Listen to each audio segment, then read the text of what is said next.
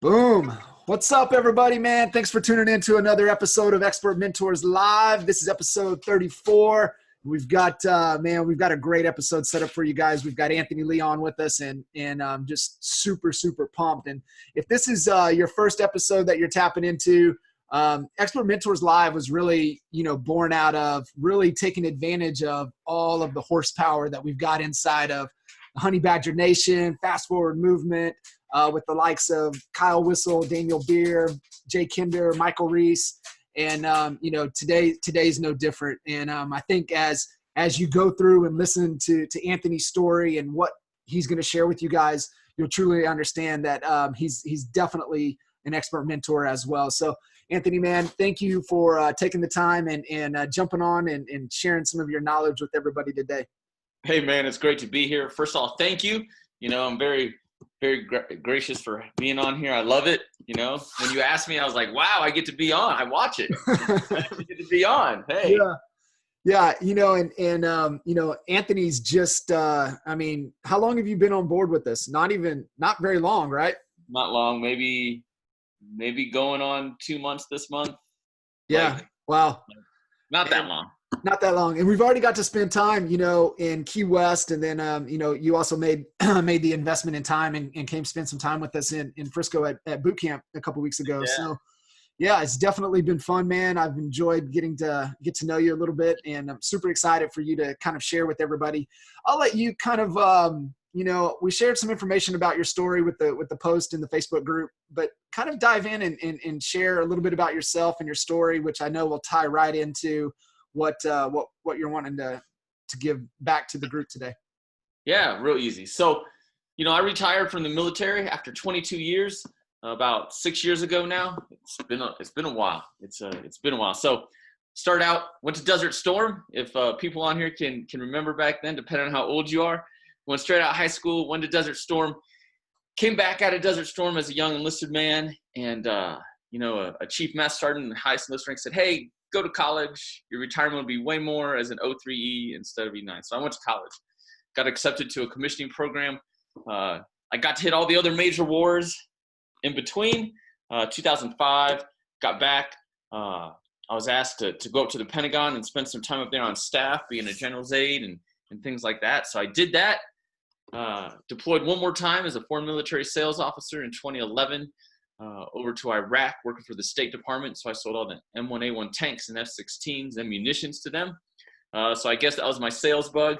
It was a little bit different sales. We're talking billions, but it was still sales. Still sales. So I get back as a level 3 acquisition and contracting officer, which in the military speak, that just means, hey, I worked on big programs. I could get out, walk straight into a very mid to high level 6-figure income and live life. So, but instead of doing that, I was like, I want nothing to do with the military and government. What do I want to do?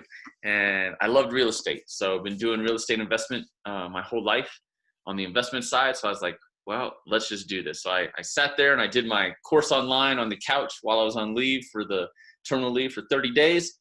Got my real estate license, started in Denver with Caldwell Banker, Devonshire. And then I was at Remax, and now I'm here.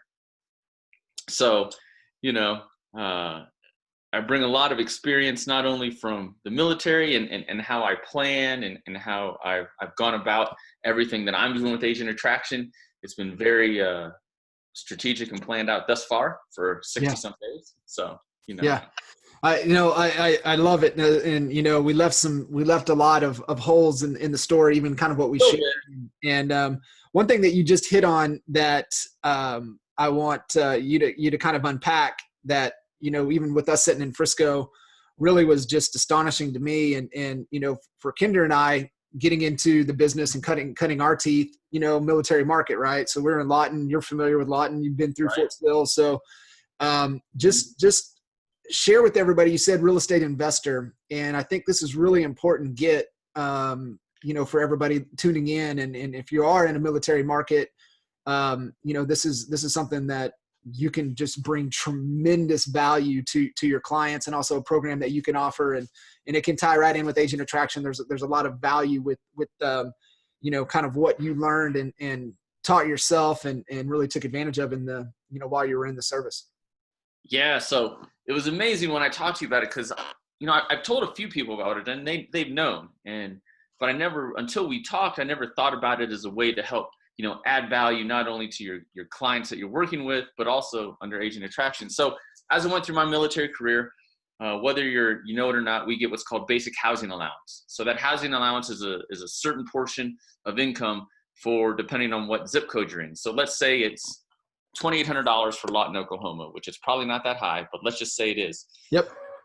When I would PCS to Lawton, Oklahoma, I would buy a house with my VA loan, no money down, and then I would live in that house. Then when I PCS in 2 to 3 years, I would refinance out of that VA loan into a conventional, and then I would move, and then I would purchase another house with no money down.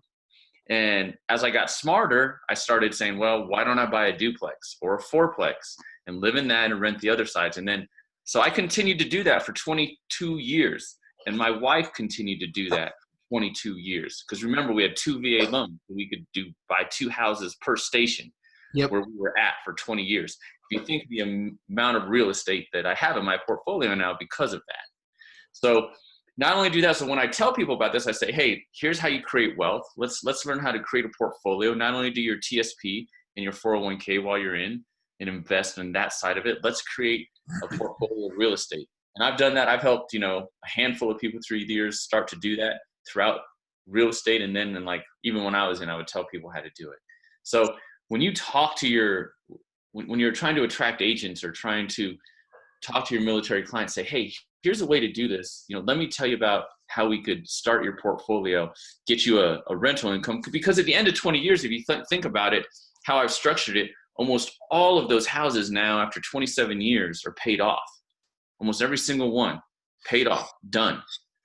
And so now there'll be almost 100% cash flow at this point. So when you look at streams of income coming in, that can be one great one that you can provide to your clients. And if you ever want to know how, you just shoot me a message and I'll teach you all the ropes to that. Yeah, no, it's amazing, right? So even, we kind of broke that down, just kind of some financial freedom numbers at boot camp. And, we look at, the 3 different, income streams that we have, and definitely, trading time for dollars is one. The portfolio income, what you've done is one, and you guys, all as agents, it's insider trading, right? The best deals out there to take advantage of from an investment standpoint. And then also, the passive income opportunity, which is made available with us with agent attraction. So it's definitely something, and I know we're going to get into here with everybody on the call. So I guess, one of the things that, you're extremely disciplined and structured. And one of the things we were talking about before we went live was talking about your incredible endurance track record. For all of you that don't know, like we're talking to David Goggins here, and it's, share with everybody. I'm still blown away. How many Ironmans you've completed. You've qualified for Boston again this year, which is absolutely incredible.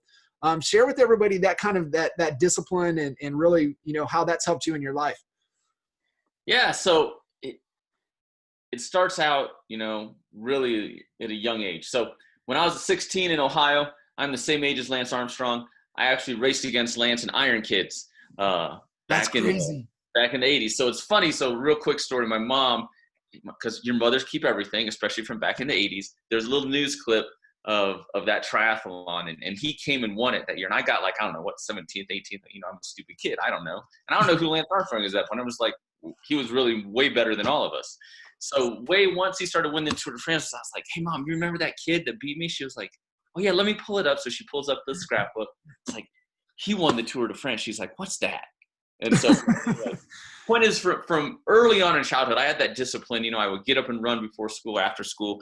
I've done about 15 Ironman triathlons around the world, been out to Hawaii. I've done quite a few ultra races. Been to the Ultra Race of Champions, invited there. I've competed now. This will be my 6th Boston Marathon. So, yeah, just impressive. in life, and from being a pararescueman, for people who don't know what pararescuemen are in the Air Force, we're the guys who jump behind enemy lines and save down pilots.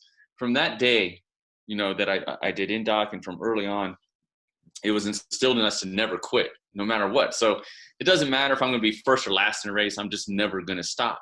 So that discipline has moved into my civilian career. And it's strange when you come from the military and you're a government employee to being now, hey, you've got to eat what you kill. You've got to work for your food. So having that discipline has helped me, hey, get up at 4:30 in the morning, stay up, do the things I need to do. Even when building my real estate career, that's how I looked at it.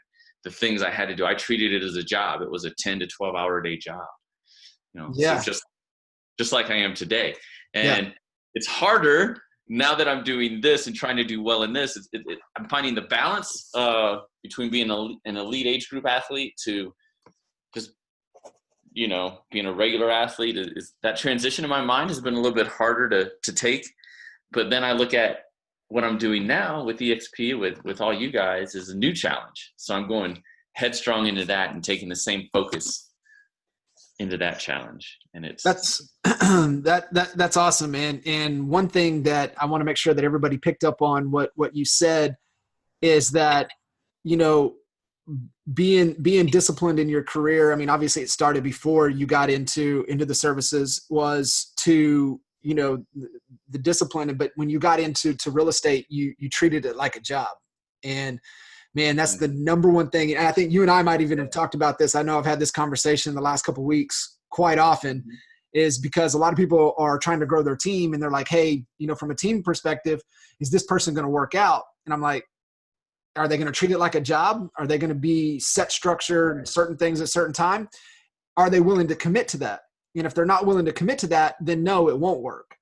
And so kind of unpack that for everybody, what you had, instilled in the disciplines and the habits, really, right, comes down to habits. The habits that you had formed that really transitioned, that allowed you to be extremely successful. Yeah, I think a lot of, one of those habits is, especially for those wanting to build a team, is, one of the habits is you get what you tolerate, right? If you tolerate somebody doing a certain thing a certain way, that's what you're going to get in a person or in your team. And so also the habit of just being grateful for what we do have in life, but always going for it. Going back to the team thing, though, you get what you tolerate. I think Tony actually says something like that in one of the things, you get what you tolerate in life and in business. So here lately, with Agent Attraction is I've been talking to a lot of people, but instead of it just, me taking anyone, I mean, I'm interviewing them and I treat it like an interview and I treat it like an interview with them too. And they realize that, because not everybody's going to be a great fit.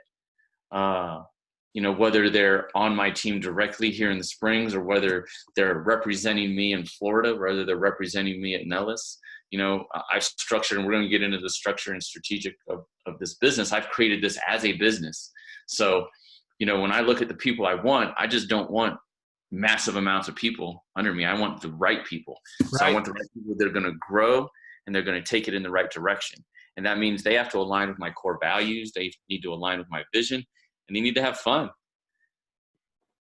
Right. And that's absolutely key. You have to have that alignment, or it's just not going to work. Right. Even aligning in with, and I think for all of us, right, we align with the values of EXP, or we probably wouldn't, be as engaged with EXP as we are. Yeah. We see the opportunity. We're taking advantage of it. But, if there was some incongruencies with who we are and our values and with the company that we're with, it's just not long-term. So, I think that's absolutely critical. I think this is a great transition. Let's dive into kind of that, from you taking it from a strategic standpoint and how you've applied it into EXP. And maybe for everybody on the call, I think the word strategy is loosely thrown around, but I think you can define that pretty well for everybody. Kind of let's get clear on the language, and then let's just unpack that. Okay. So, in the military and in overall in business, I'll start breaking down. We have strategic, actually I wrote up there, strategic, operational, and tactical levels. So when we look at strategic planning in the military, I look at it. So from the strategic level, you could say that EXP corporate is the strategic level. They're the Pentagon, they're the DoD. They are the very high thinking what they do. Right? And then at the operational level, you could think of people like, Jay, yourself, Reese, people like that, Al. You guys are all the operational commanders out there underneath this big strategic model. And then all of us that are coming in, we will be on that operational level, taking that, using it in our business.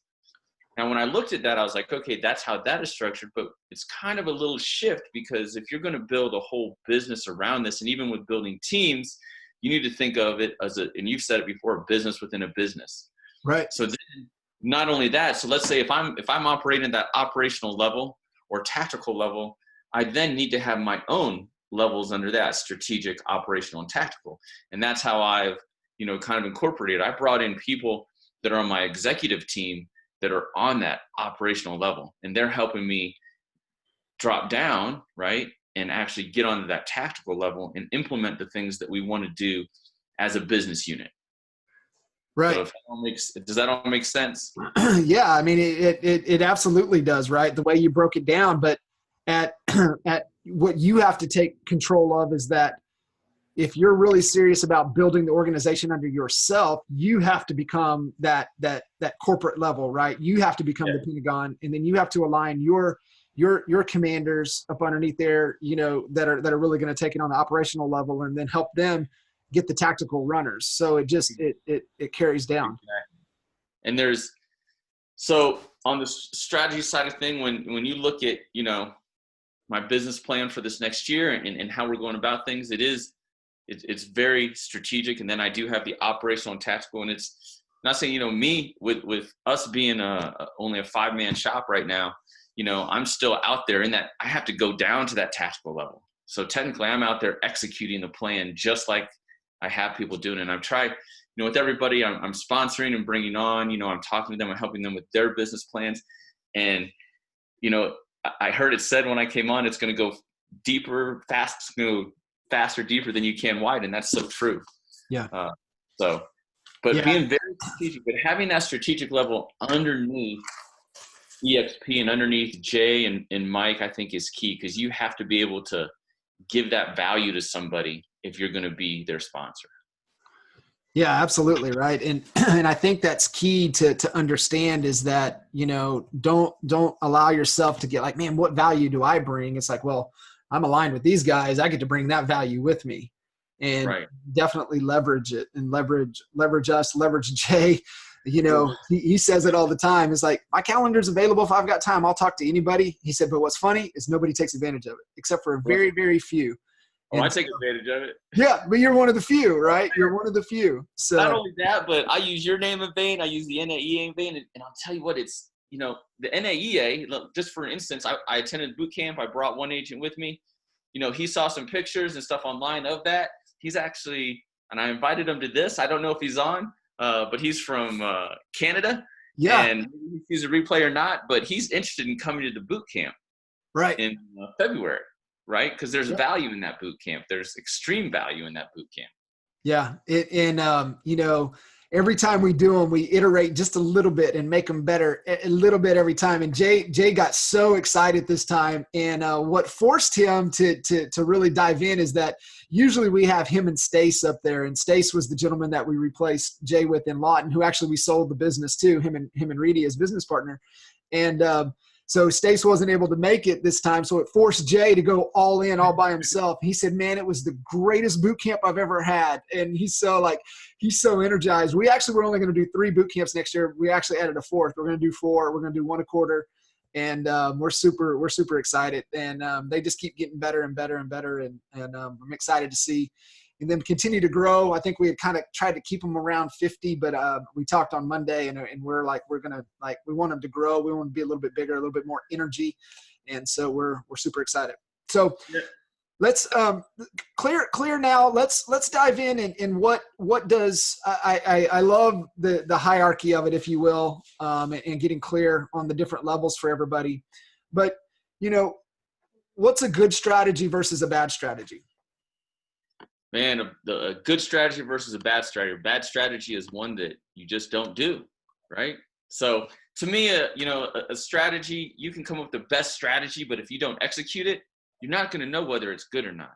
And I can come up with the best laid plan, but if I don't ever implement it or ever go for it or ever test and see where it's going to go, then that's not a good strategy. I think you have to have a well laid out plan. And I tell myself 70%. So I get to every plan. And once I get to 70% and I know that at 70%, I'm going to be able to execute most of that, because most plans, even during an Ironman, all right, you're getting ready to do your first Ironman. Yeah. I'm going to tell you, you can plan everything. Hey, I'm going to swim 110. I'm going to get out. I'm going to eat here. I'm going to eat there. But guess what? Maybe you're going to have a flat. You're going to have a cramp. Maybe you're going to start puking. I did in the inaugural Ironman, Wisconsin. I was going through my run. I reached out and grabbed a D-Fizz Coke, drank it. There was a bee in it, and I got stung inside my mouth. So you can't plan for that. You can't plan for that. So that's why it was weird. So when I started my real estate career, I just tried planning and I was going for it and stuff.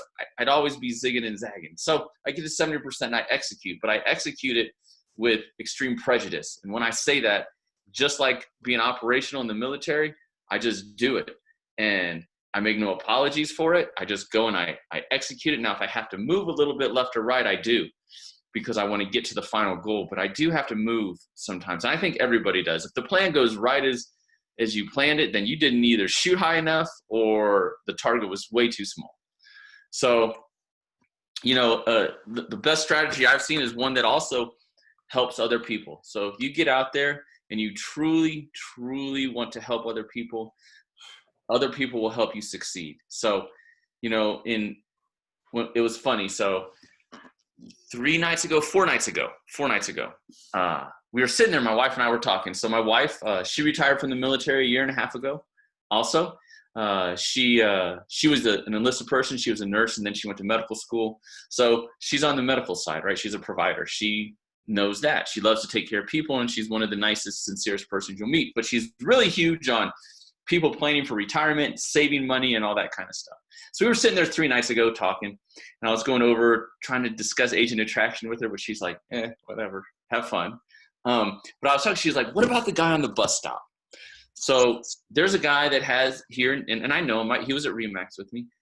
He's not on this call, but I'm going to call him now. But anyway, getting back to the story, she's like, what about the guy on the bus stop and up at the shopping center? And I was like, have you called him yet? And I was like, no. I was like, and this is where your own self-talk gets into. I was like, no, he's probably never going to leave Remax. And I was like, wait a second.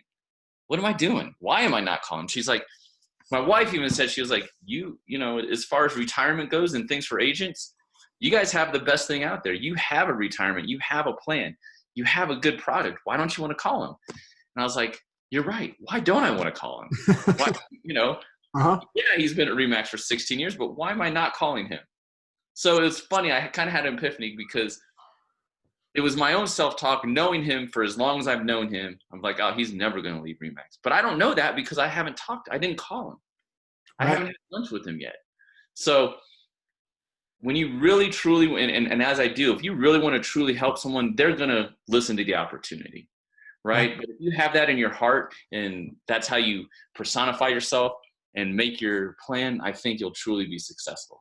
Right. Absolutely. It's the coming from that place. Jay always shares the story with. His favorite when prospecting in the business on the real estate side was he loved calling expireds, and the reason is that in his mind he knew that he was the absolute best choice and that he could help them better than anybody else. He knew it. He believed in it. He had the best system and process and support. And he just knew it to his core that he could help them better than anybody on the planet. And that's why he would love reaching out to them, finding out what their goal was, what they were wanting to accomplish. Maybe they have lost sight of their goal and how he can be a solution for them. And, one of the things that, as we were sitting there in Key West and being blown away by Gene, and just really listening to, it's like, guys, you've got to get to their problem, right? And it's the same thing when we're calling expireds. And for sell by owners, what is their goal? right? What are they wanting to accomplish? Where are they trying to get to? And it's the same thing when we're calling, like the gentleman that you're going to reach out to that you've known for so long, is getting clear, man. What's the goal, right? When are you going to retire? What's your plan? What are you wrestling with? What are the biggest challenges, constraints that you have? And so that has to be for, understanding the right things, right order.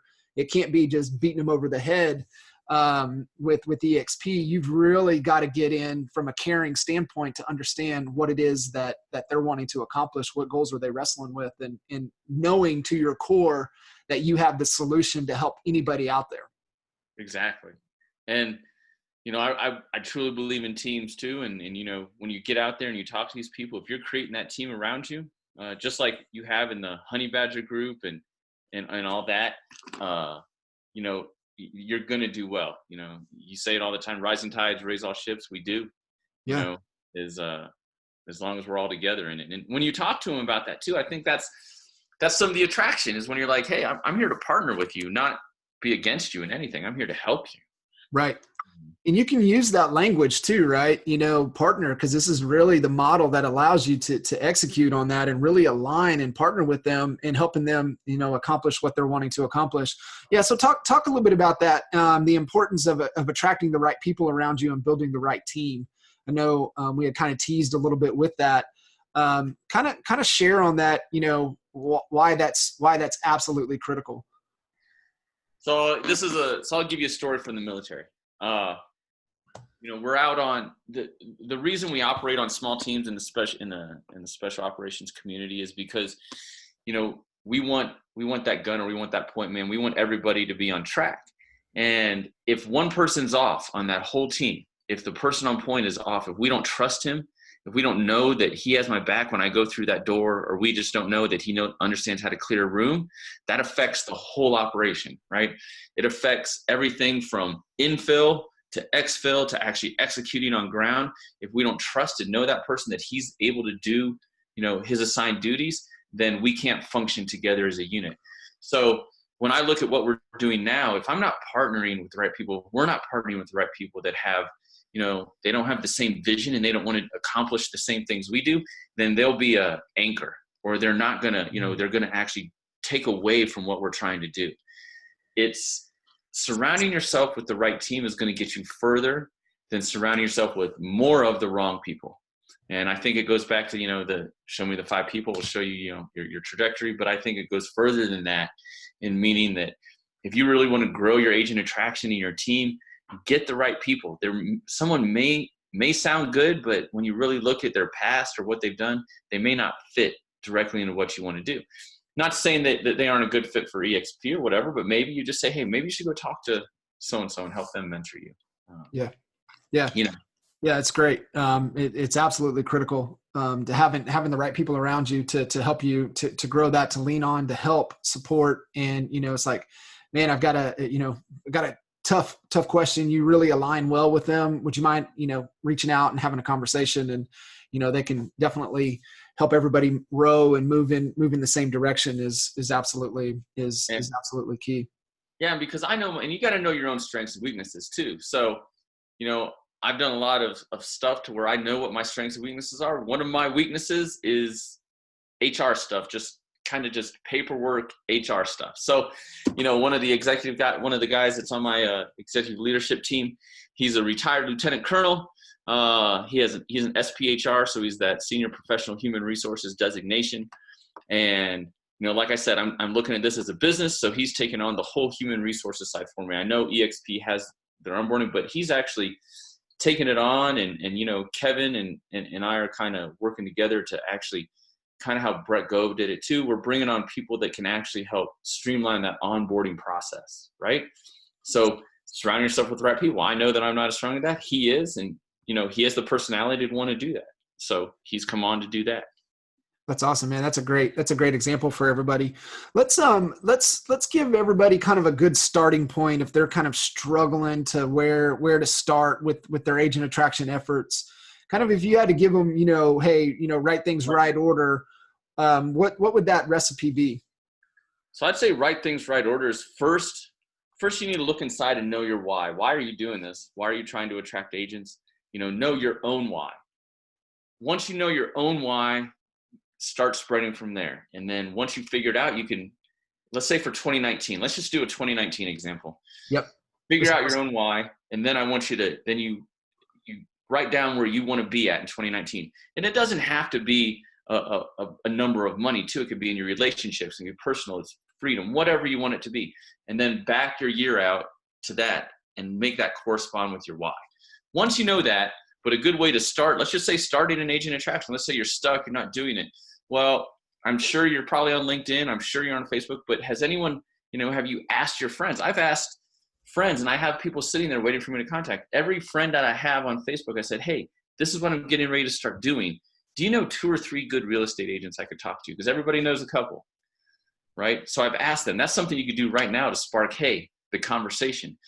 And then just start having the right conversations with people every day. Make it that 2, like we talked about, 2 a day. If you could just do 2 a day, use 2 a day and your hour of power that you use for calling expires or FSBOs, take part of that and call 2 agents a day or talk to 2 agents a day.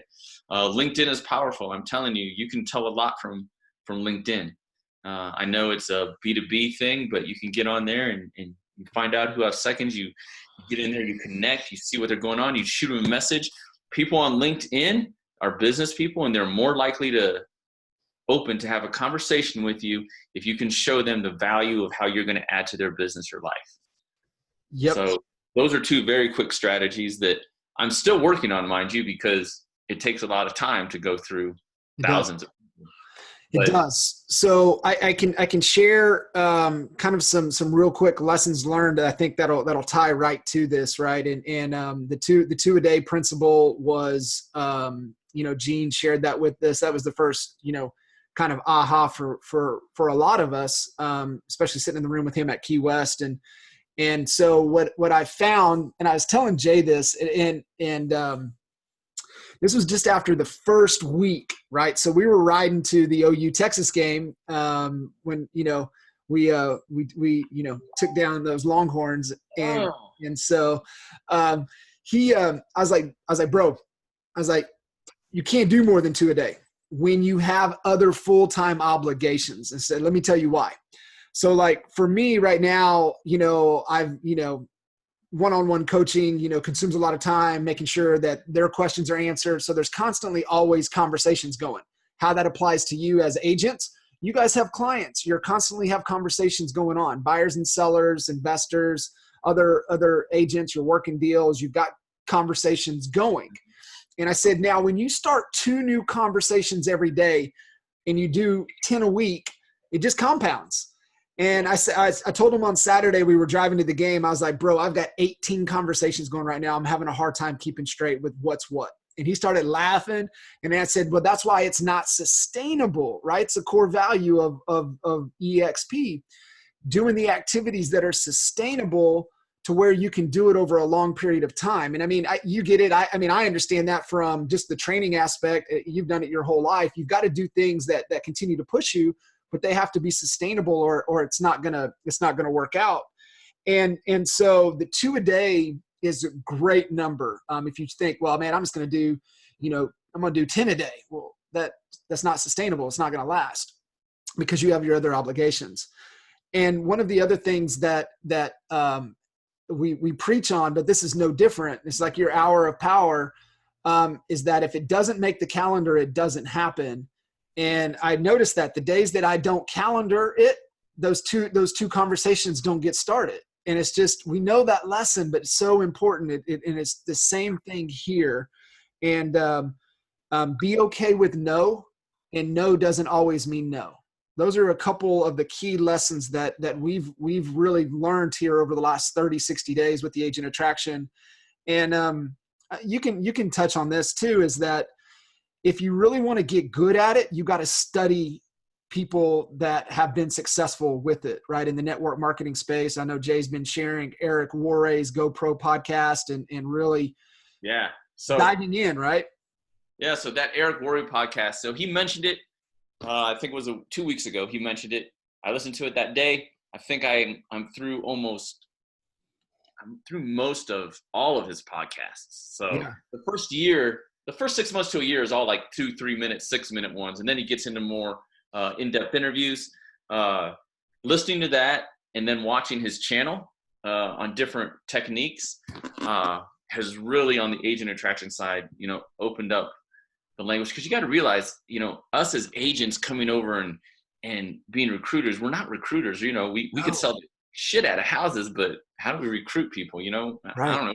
We're not Keller Williams. No. But so it's really opened my eyes. So it's been different. So that podcast has changed my mindset a little bit on ways to approach things and ways to say things, actually, on different ways I say things to people. But really, it still comes down to that one-on-one connection too. Yeah. Once because just like selling a house, you have to build that trust. That person has to trust you at some point in that conversation. So you're going to need to build a rapport and build trust. And just like you said, it's not going to take 6 or 7. In fact, you can see up there on my board, I actually put it out to 20 touches. So you'll see all the people I have over there that are in my queue right now. I put it out to 20 touches. So I can help people out. If you write it down on a piece of paper, hey, I touched this person on 12/8. You can do your CRM too. So, I'm starting, my CRM is starting to get on point to where I'm following up.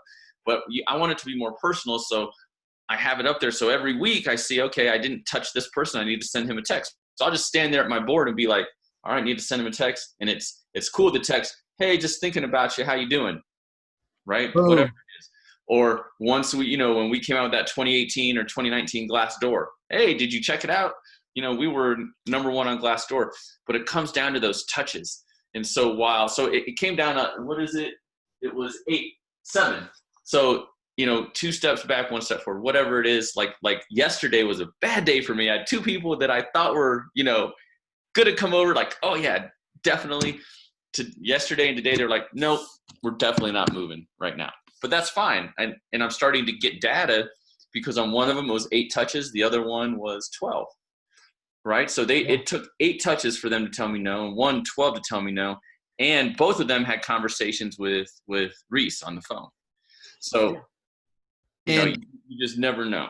And so I think maybe, and this might be a great lesson. So 1, track what you're doing, guys. That's the take from here, right? You need to track. Yeah. You need to track what you're doing. You've got to track it, guys. And so the one thing I'm curious of is during those 8 conversations, did you find out what their biggest pain point was? Yes, I did. We found out what their biggest pain point was. And once I did, and then I got them to agree to a conversation with Michael, we helped them solve that pain point. But because of some other reason, and the reasons vary, they just said no. So, but that no to me still doesn't mean no. Right. Because they're right. They left an out. They were like, this isn't right for us at this time. So while it took those touches to get to the initial no, now they're going to go on my 1-month drip campaign to where every month I'm just going to check in, because you never know, that pain point might grow and get bigger and bigger and bigger. And so I still want to be in the forefront of their mind. So the fortune's in the follow-up.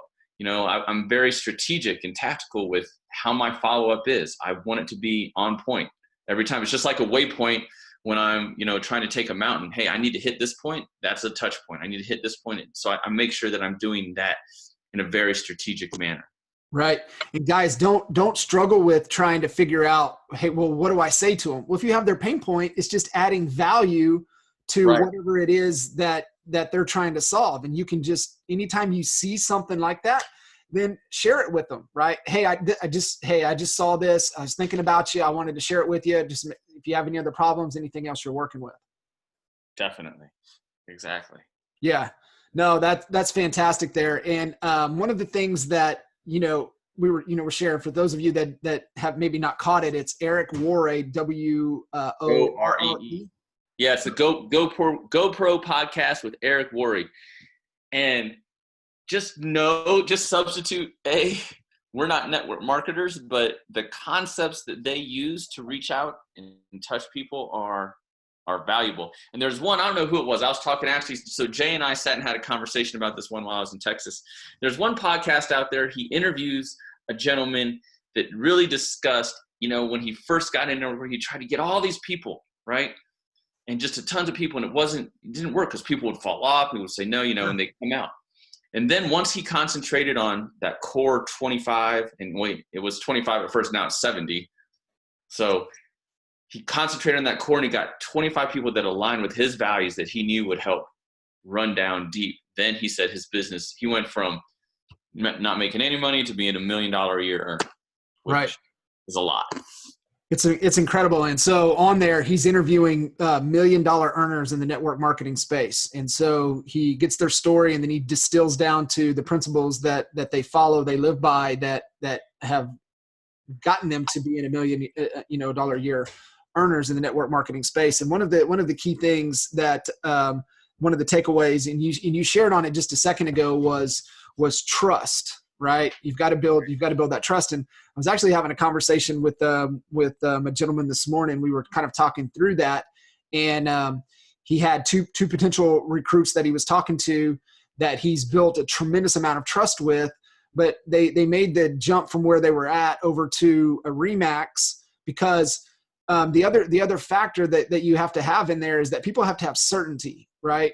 And they have such a high level of uncertainty with EXP at this point. And so I was like, bro, you've got trust. It's just going to be a matter of time. Everybody has a different threshold of pain for how much uncertainty, that they can handle. And that's the whole early adopter equation, right? It's just that whole certainty and uncertainty. And it's one of our human needs. So if there's still a little uncertainty and they say no, that's why no is not always no. It's just not right now. And so continue to build trust until there is until they have certainty, and then they'll make the move. So it was just a great distinction there. It's funny you bring up that certainty question. So there's a gentleman that I can't wait to introduce in February. He might be on here right now. He was an executive at a company in his former life. He turned to real estate. I reached out to him a month or so ago.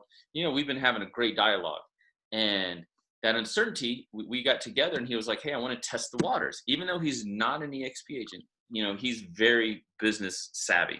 So he created a post and he put it out on LinkedIn on his own. And the amount of engagement he received and the amount of yeses for people joining his team, because people already have trusted him from his former life and they're already in real estate, without him even presenting the EXP model or saying the words EXP, because they trust him so much, they said, yep, the moment you leave, we'll come with you. That's incredible. Across the nation. I mean, so when I look at, and I respect this gentleman a lot because he's very smart. I mean, he was in the upper levels of a very huge company. And, what he did just proves that not only do we have a great model, but he proved the certainty. And so for him, I think, and I haven't discussed this with him yet, but, he kind of made that certainty himself. He went out and tested it. It worked. And he's like, okay, and I think he's going to do wonderful things, because not only does he align with me and our values and what Jay and Mike are doing, but he knows business. So he's going to know how to create a great model for everyone to follow. That's awesome. Yeah. Anything, hey guys, anybody tuning in with us live here, if you want to ask any questions or any, just throw it in the chat or in the Q&A. And then for any of you guys listening to the replay, again, if you have any questions, man, throw it in the Facebook group, message Anthony or myself directly, and we'll answer any questions you have. Is there anything that you really want to, hammer home with everybody, or just create a level of awareness with them that's really important for them as they're being strategic and really growing their business and their agent attraction business? Yeah. So one thing I would say is definitely sit down, take a day or two, find out your true why, and start that plan for 2019. And the biggest thing, it's funny. Michael Reese said when I first met, he was like, well, just don't quit. And I'm like, he didn't know me yet, but okay. I was like, all right, I'm not going to quit. But everyone out there, you're going to get your no's. Like yesterday, I had 2 no's. I get no's. So with my plans, that I'm testing certain things. And as I test them, trust me, I'm getting no's. And it's a lot of them.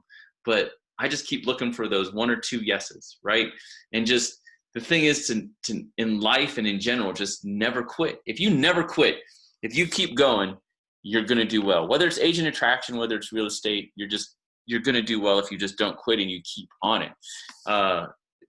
I was listening. So it was funny. It was actually an Eric Worre podcast that had Jim Rohn on there. So Jim Rohn, everybody knows who Jim Rohn is, but this was the one time that he talked about network marketing. But and this goes into sales. I think he said, what we lack in skills, we can make up for in numbers, right? He goes, when you start out, you may convert only 1 out of 10 people. So someone that's been doing it for a long time, let's say like Jay, he converts 9 out of 10 people. Well, I'm going to beat Jay because he's only going to call 10 people because he gets 9. I'm going to call 100 people and get 10, right? Right. But the point that he was making as you were going along, 1, you're not quitting. 2, you're becoming more of an expert in that craft as you're doing those 100 dials, let's say, or 200 or 300, whatever the ratio is. The point is don't quit, and, you'll get better at it, and right. As you get out there and you put more focus on it, and what you do every day becomes habit. So if you start doing just 2 a day, it'll be a habit. And pretty soon, just like getting up, working out, I've done it for so many years that, I wouldn't know a day of just not working out. It's not a day, right? It's just like, wait. Unless I'm in Dallas at the NAEA boot camp and we're there for 13 freaking hours and it's cold as shit when you get back to the hotel, because it was that weekend in Dallas, I did not work out. Yeah.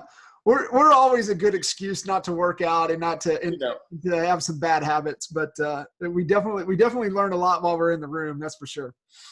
I did at Key West. I still worked out because I ran to the bar. So after we were done, I ran from my hotel to the bar and ran back. Yeah. Well, it's beautiful in Key West, so that you don't have a problem. Yeah, that was fun when cold. One of the things, this is just crazy. I caught a little 2-minute video, and it was on agile companies. I was listening to this morning, and they broke down the top 5 characteristics of successful agile companies. And if you think about it, you're an agile individual, right? As you're trying to grow this, to grow your own organization within the organization. And they said, number 1, and this ties right back to what you said, is why my ears were perking up, is that number 1, you have to have a clear North Star, right? That's what you were telling everybody. Get down, get clear on your big why. What are you in pursuit of? What is that big why for you? They said number 2 is that you've got to have a dynamic cross-functional team that can do multiple things, right? Tied in, right? The importance of the team. And it's just like you were talking about, just even in, the services, your small teams are highly cross-functional, right? You guys can do anything and everything. Number 3 was short learning iterations, being told no a lot, right? That's what you're going through right now. You're doing a lot of short learning iterations. Yeah. Trying to learn. You're trying to learn. And so that's what all of you guys need to be focused on, trying to learn in short little bursts. How am I learning fast?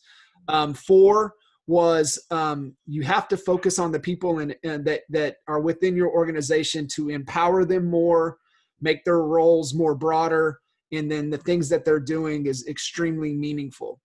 And then 5 was that you've got to have a broad technology foundation, EXP, right? The EXP is extremely agile. And if you guys have an opportunity to ever, chat with Glenn or spend any time or read or listen to anything that Glenn puts out, he is very, very agile. And that's something that he will not be rigid with. He's always moving in that known direction. And it's just a lot of great lessons. And the more agile you can be, the more in tune you're going to be, the more successful that you're going to be as well. Definitely. And it's, an agile team is, like I said, I get to that 70% solution and then I go because I need to be agile to be able to focus different directions. Clint Jordan just said, hey, he was one of my first honey badgers I brought on. He is awesome. Very agile. He is a retired Air Force Master Sergeant. He knows word no quit. He actually owns his own CrossFit gym. And what's special about him is why he fits into our organization so well is because when you actually sit down with him and you hear him talk to people, because he comes from that coaching background of athletes, right? He truly, deeply cares. And so he makes that connection very fast with people. Yeah. And so you can learn from that because when you hear him talk, people just trust what he says just instantaneously. So, having someone like him on my team was invaluable. Thank God he didn't go to exit. Yeah, that's awesome. So yeah, we're building that culture. So we're building that culture to where everybody that's on the team has that, and we're able to trust that, knowing. And plus, he doesn't quit either. I know I can give him. See, here's how much trust I have in him. I know I can give him a list. Say, hey, I need you to call 150 people today. Just here you go. Make sure it's done. And I don't have to follow up because I know that he's just going to do it. Right. So that's, you talk about that trust and that team member persona. I know that he's going to do it. That's awesome. Cool. So we've got a few minutes here before we wrap up. You guys have any questions, any big takeaways, any ahas from today? Throw it in the chat, throw it in the Q&A. We'd love to, dive deeper on anything that you may kind of have been listening to or taken away from today's Ask me anything. conversation. Yeah. And skydiving, scuba diving, running, whatever it is. Whatever. Triathloning, swimming. It doesn't matter. So I think, for you, what was, aligning and making the move over, when you were sitting in the room, kind of talk about that process, how you made the transition to come over. I think this is kind of important to understand, there's folks that you're talking to that if they get it, they get it. So just kind of share your story. That's perfect. So, when I was looking at doing this, I was actually looking kind of like Michael and Jay, and you were, expanding, putting brick and mortar places outside of different bases. I wanted to be, open up a real estate agency that was outside all of the super bases. I had this big, huge network of referral network just throughout the whole United States, right? Thinking on a very big scale. And so that very big scale was starting to be very, very expensive. So then I sat down and I talked to Kevin and Mike, and I saw the presentation. And then I watched all the videos. And when I say I watched all the videos, I watched every single one from beginning to end. I was like, I get it. I got it. Even my wife was in bed. She was like, what are you watching? She listened to part of it. She's like, that sounds cool. And I'm like, so I got it. I got it like that. And what I'm finding is that when you align with people and partner up, either they see that, right? And they get it right then, and they're on board and they're coming over, right? And they're 100% in. And then you have the people that, because of the way as agents we've been ingrained, right, for the last 25, 30, 40, 50, 60 years with the brokerage system, and I think because people are so predisposed to not trusting things and companies, that you see people with the hesitancy. So that's why, my story is I saw it right away. I saw the potential in it. I saw the good that it can do for people. And from a business side, where it's going, the Amazon thing, the Netflix thing, the Uber thing, I saw that very quickly. A lot of the people that I brought over immediately, they've seen it very quickly. The ones I'm working with now, bringing over in the next few months, they've seen it. It might have taken a little longer, but now they've seen it and they understand it. And it's good that I think people would take that due diligence to actually sit there for a month or two, and digest it. And so when they come over, they're actually all in, they're fully in. Right. And then now we're fully helping them out. So that was my story. I did it right away. I'm that kind of guy. Like when I go all in, like an old commander of mine said, a promise made is a promise kept. When I bring people over and I promise you I'm going to help you build your business, I'm going to help you build your business. I'm going to do what it takes. If I have to stay over 20 hours that day just to help you out because, you're in California or whatever, I'll do it. So that's kind of my story. It was a very fast transition.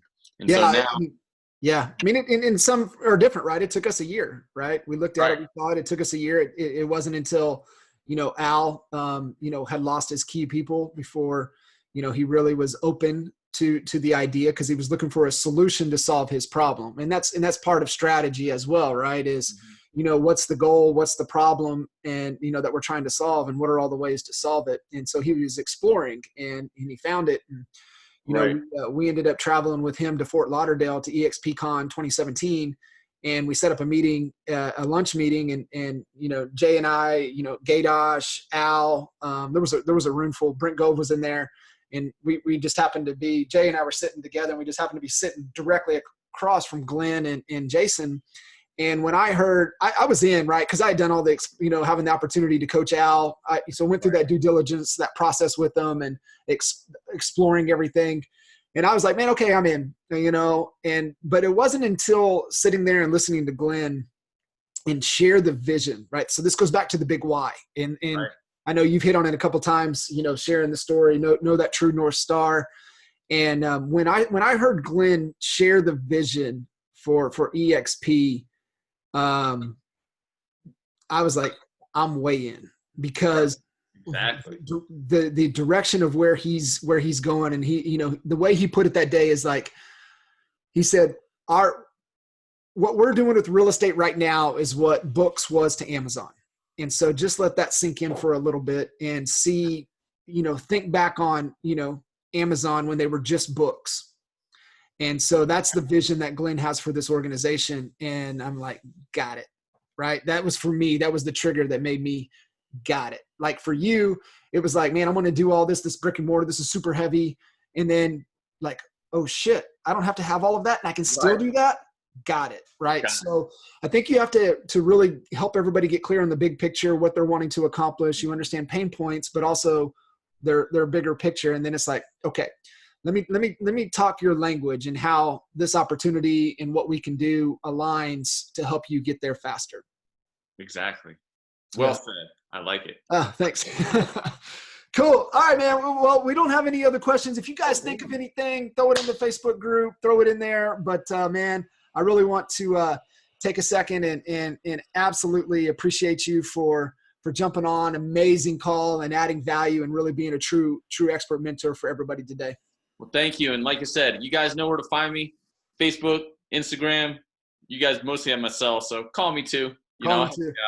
I thank you, John. This was great. Awesome, man. Thank you for you guys listening in. Make sure you share some love with Anthony anywhere that you can do it. And we look forward to seeing you guys next time. Appreciate it. All right. Bye.